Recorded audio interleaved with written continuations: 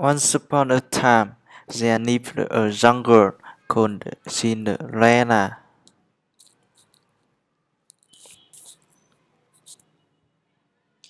Cinderella's mother had died, and so her father had married another woman who had two daughters.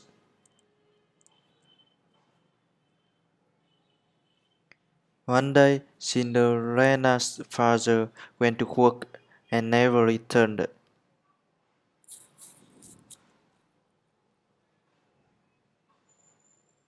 Cinderella was left at the mercy of her stepmother and two stepsisters, who made her do all work of the house.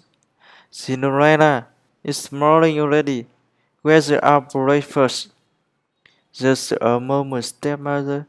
I am just bringing it up. As soon as Cinderella had neither, the stepmother and stepsister start eating it. Cinderella served her a plate too, and was about to eat when her stepsister pushed her out plate away. Zuck! I hate it.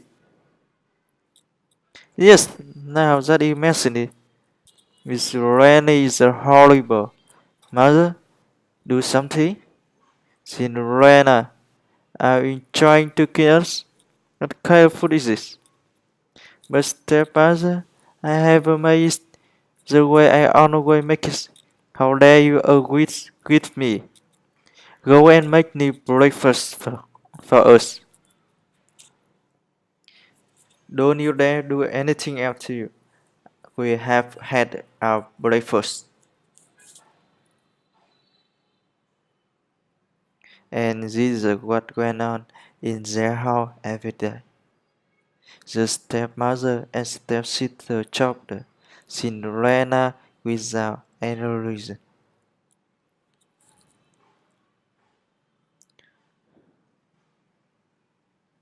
But Cinderella loved them still and never ever complained.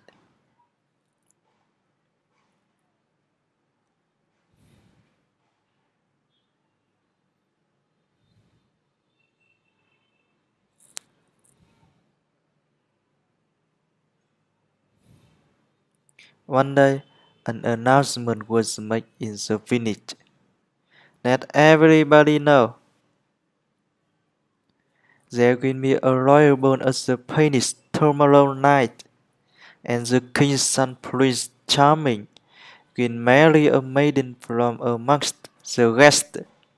Everybody from the village is invited.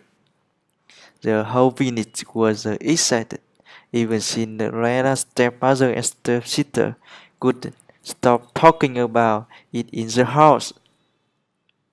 And that's how Cinderella found out about the ball.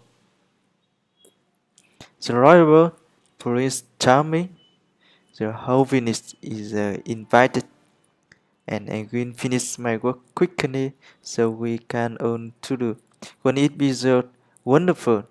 You? Who said anything about you going? You will stay here and punish our soul till you get the faith in them. So with a heavy heart, Cinderella saw her stepmother and stepsister dress up and leave the royal bones the next day. Once they once they had left, she cried bitterly. Suddenly, her room lit up, and Cinderella saw the most beautiful valley she could imagine. She held in her hand a delicate wand. Who are you? Get up, child. I am the fairy godmother. I am here to get you to the royal ball. Really? I never knew I had a fairy godmother. But how will I go to the ball? I don't have anything to wear. You don't worry about that, my child.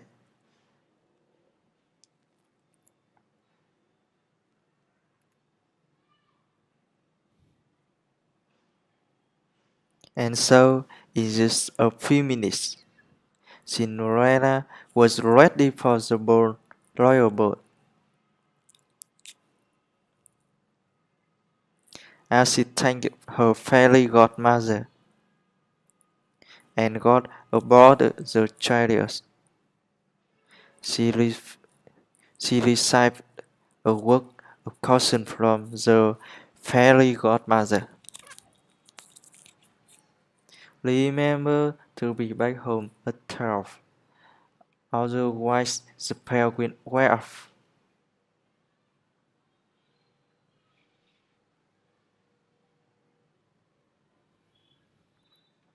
Soon Cinderella arrived at the palace.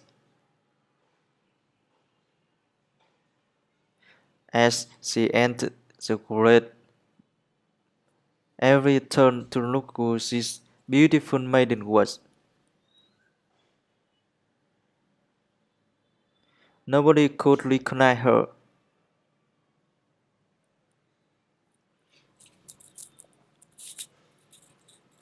Not even her own stepmother and stepsister.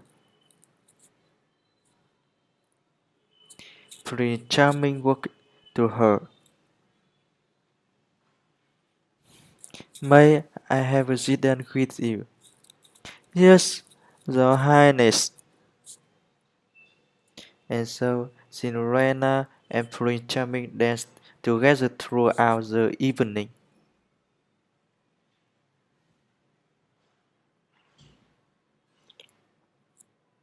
Till Cinderella heard the clock strike. Fairy godmother's words come back to her.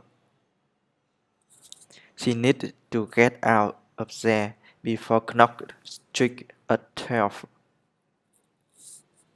Without saying a word, she tore away from Prince's grasp and ran out of the palace.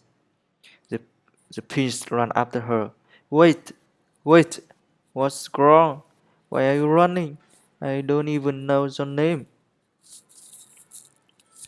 But Cinderella dare not wait or even look back. Her beautiful gown was already turning into rock again. Her hair was coming loose from perfect bloom that fairy godmother had made her. She didn't even stop when one of the glass snippers came up her foot and fell in panic to drive her away. She ran out the palace gate and vanished into the darkness on a path that led her to home.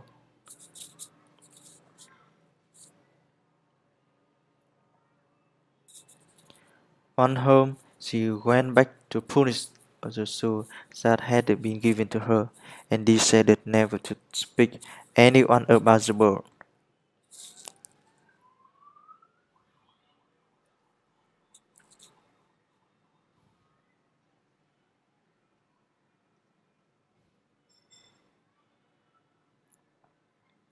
A few days later, two men from Paris showed up at their door.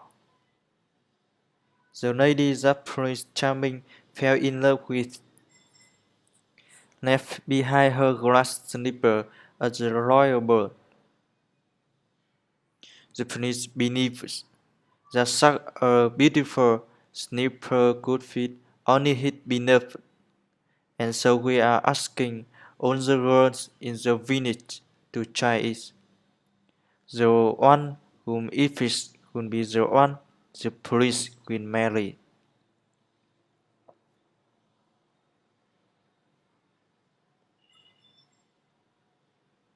If you have any girl in the house, please ask them to try this. Oh, yes, yes, I am sure it was the one of my daughters. The snipper would fit one of them. And so both a step-sister tried to fit their foot into the snipper one by one. They pushed and pushed, but couldn't get their foot in. Look now, it was your daughters after all. Is there any look now? It was your daughter after all. No, yes, you can leave. As King Man make ready to leave, suddenly the door of the house was thrown open, and Prince Charming himself stood there, with the beautiful girl in the upstairs window. Madam, you have lied to us.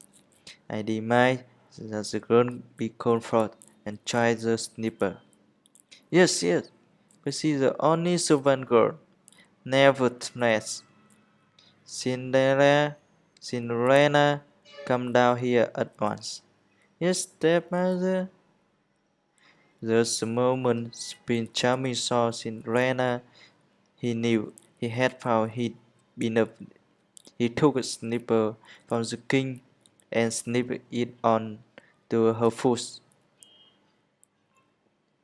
Snipper fit perfectly in a moment. Cinderella was once again jumped into a beautiful maiden from the line of the board. Prince Charming took her to a place with him.